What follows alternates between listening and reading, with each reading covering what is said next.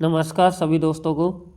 आज अपन class 12th का जो इतिहास का पेपर हुआ है, ये पेपर राजस्थान की अर्धवार्षिक परीक्षा चल रही है 2023-2024 दिख रहा है सभी को। 3.25 घंटे का टाइमिंग है और 70 नंबर का पेपर आया है। मैं बता देता हूँ कि कुछ बच्चों का ये पेपर हो चुका है, कुछ बच्चों का नेक्स्ट डे में है, मतलब अगले दिन में है। तो पूरी आंसर की मैं यहाँ बताऊँगा और जिनका पेपर है वो भी देखें, क्योंकि सेम पैटर्न पे सेम पेपर आने वाला है, ऐसा ही आपके सामने मिलेगा। तो आप वीडियो में बने रहें, पूरा वीडियो देखें।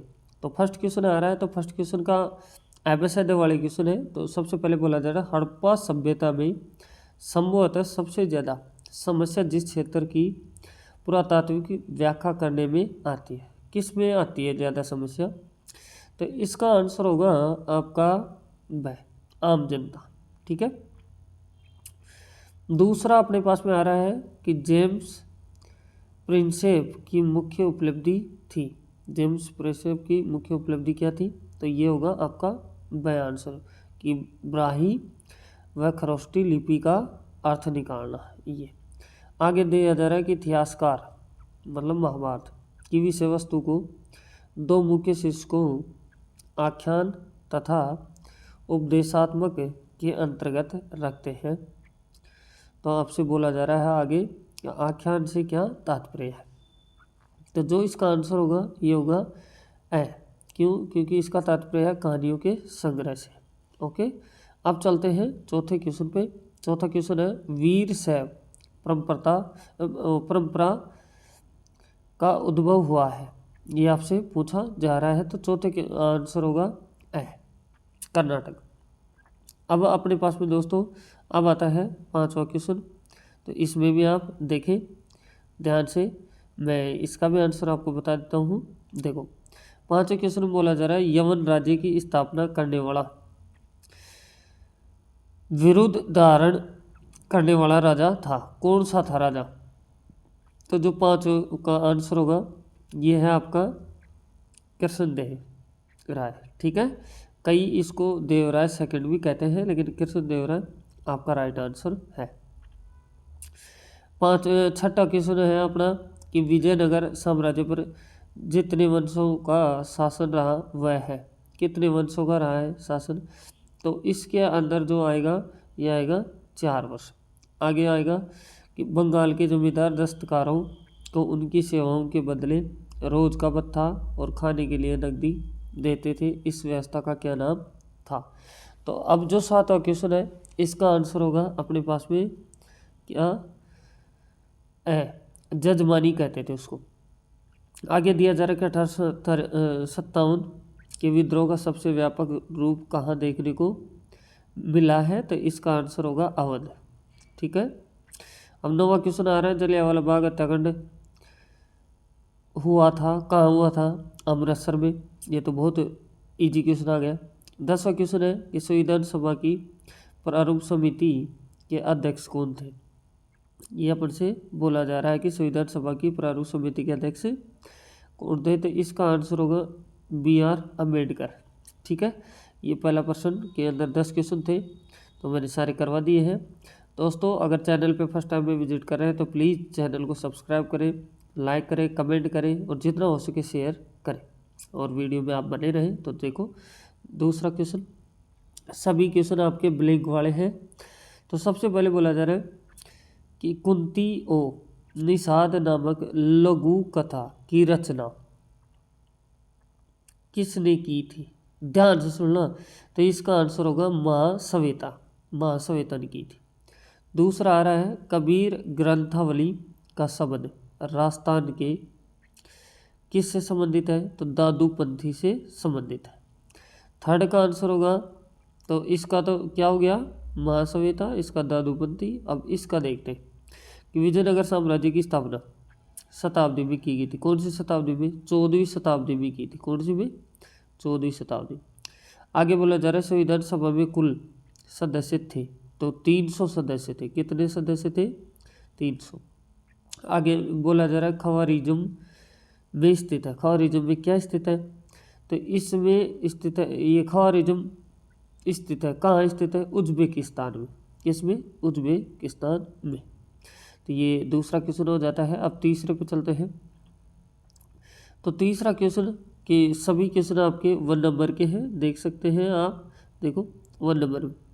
तो पहले क्वेश्चन का देखते हैं कि आज के स्विमिंग पूल हमें हड़प्पा सभ्यता की किस संरचना की याद दिलाते हैं? तो विशाल स्नानघर की याद दिलाते हैं। तो कलिंग पर विजय प्राप्त करने वाला मौर्य सम्राट कौन था? तो ये था मौर्य सम्राट आपका चंद्रगुप्त मौर्य, है ना। और यहाँ अशोक भी हो सकता है, तो देख लेना। आगे बोला जा रहा है अशोक सम्राट, ठीक है। तो आगे बोला जा रहा है मज्जी मनिकाय किस भाषा में लिखा गया है? तो ये लिखा गया है अरबी भाषा में। किस में? अरबी भाषा में, ठीक है। आगे चलो, इसका चौथा क्वेश्चन आता है। तो इसमें बोला जा रहा है इब्न बतूता के अनुसार भारत का सबसे बड़ा शहर कौन सा है? तो ये है दौलताबाद, दिल्ली। फिर आपके पास में है यहाँ से पांचवा क्वेश्चन, जिसमें आ रहा है बर्नियर ने मुगलकालीन नगरों को क्या कहा है? तो उसने शिविर नगर कहा है। फिर छठा क्वेश्चन आ रहा है सगुण भक्ति से क्या अभिप्राय है? तो ये अभिप्राय है कि वो लोग क्या करते थे, सगुण भक्ति में मूर्ति पूजा में विश्वास करते थे। ओके। सातवां क्वेश्चन आ रहा है कुदाल और हल किन लोगों के जीवन का प्रतीक माना जाता है? तो किसानों के जीवन का प्रतीक माना जाता है। आठवां क्वेश्चन आ रहा है कि ये गिलास फल एक दिन हमारे ही मुंह में आकर गिरेगा। ये गिलास फल एक दिन हमारे मुंह में ही आकर गिरेगा, ये किसने कहा था? तो ये दोस्तों जो आपका आठवां क्वेश्चन आ रहा है ये कहा था डलहौजी ने। किसने? डलहौजी ने। फिर नौवां क्वेश्चन है कि गांधी जी की भारत में प्रथम महत्वपूर्ण सार्वजनिक उपस्थिति कहाँ पर हुई थी? तो ये हुई थी BHU में, बनारस हिंदू विश्वविद्यालय में। आगे बोला जा रहा है कि भारतीय संविधान कब अस्तित्व में आया? तो 26 जनवरी 1950 को ये अस्तित्व में आया था। दोस्तों चैनल पे फर्स्ट टाइम में विजिट करो, चैनल को सब्सक्राइब कर लें, अगर नहीं किया तो बेल आइकन प्रेस करें, कमेंट करें कैसी क्लास लग रही है, और शेयर करें जितना हो सके, लाइक भी करें। अब जो चौथा क्वेश्चन आ रहा है वो आ रहा है कि बुद्ध की कौन सी शिक्षाएँ थेरी गाथा में नजर आती है? पांचवा क्वेश्चन है क्या आप बता सकते हैं कि भिक्षुओं और भिक्षुणियों के लिए नियम क्यों बनाए गए थे? छठा क्वेश्चन आपको दिया हुआ है जैन दर्शन का अहिंसा का सिद्धांत आज किसका प्रतीक किसका प्रासंगिक है? अपने विचार लिखिए। नेक्स्ट में बोला जा रहा है अल बरूनी का जन्म कब और कहाँ हुआ? ये आपको बताना है। आठवां क्वेश्चन आ रहा है तालीकोटा के युद्ध के समय विजयनगर साम्राज्य के शासक और प्रधानमंत्री कौन थे?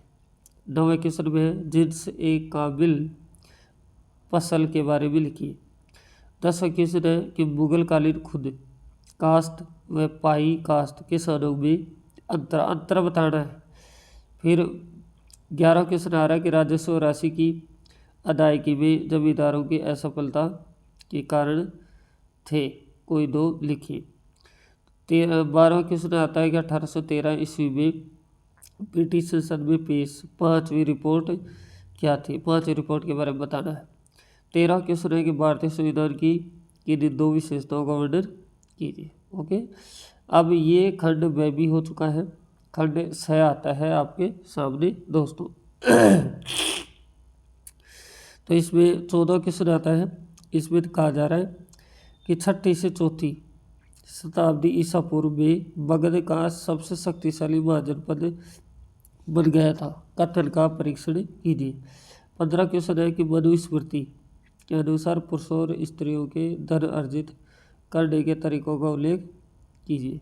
16वां क्वेश्चन है कि आपको क्यों लगता है कि कबीर, गुरु नानक, मीराबाई की शिक्षाएं 21वीं सदी में भी महत्वपूर्ण है? तो इसके ऊपर आप विचार लिखेंगे। 17वां क्वेश्चन है कि सहायक संधि क्या थी? सहायक संधि के मुख्य प्रावधानों को भी लिखिए। ये अपने पास में हो जाता है। ये सभी क्वेश्चन आपके 3 नंबर के हैं दोस्तों।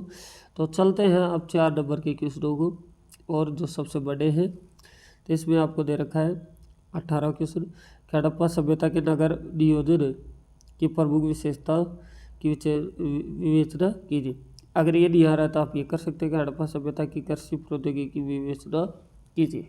ओके, 19वां क्वेश्चन आता है, इसमें कहा जा रहा है कि आप कैसे कह सकते हैं कि भारत छोड़ो आंदोलन सही मायने में एक जन आंदोलन था।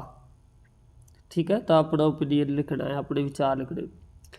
अब इसमें 1903 ईस्वी में गांधी जी द्वारा संचालित सविनय अवज्ञा आंदोलन का वर्णन कीजिए। सविनय अवज्ञा आंदोलन का वर्णन करना है और बोला जा रहा है कि यह आंदोलन कहाँ तक सफल रहा, ये भी बताना है। 20वां क्वेश्चन में है कि भारत के रेखा मानचित्र में निम्नलिखित ऐतिहासिक स्थलों को अंकित कीजिए। अब आपको मानचित्र मिला होगा वहाँ, तो आपको ये उसमें लगाना था। या तो ऊपर वाला करोगे तो ये 5 नाम बताने पड़ेंगे, झांसी, अहमदाबाद, मनावली, पाटलिपुत्र और कालीकट। या नीचे वाला करोगे तो देखो मथुरा, असमग, धौलावीरा, विजयनगर और कली, ये आपको बताना है दोस्तों। तो ये आपका यहाँ से इतिहास का पेपर था, तो ये पूरा हो जाता है दोस्तों। आपने देखा, स्क्रीनशॉट ले सकते हैं, सभी प्रश्नों की नोट कर सकते हैं, महत्वपूर्ण पेपर था। तो ऐसे वीडियो और देखने के लिए, हर पेपर का सॉल्यूशन देखने के लिए आप चैनल पर बने रहें और इसके लिए आप सब्सक्राइब करके रखें दोस्तों। फिर मिलते हैं।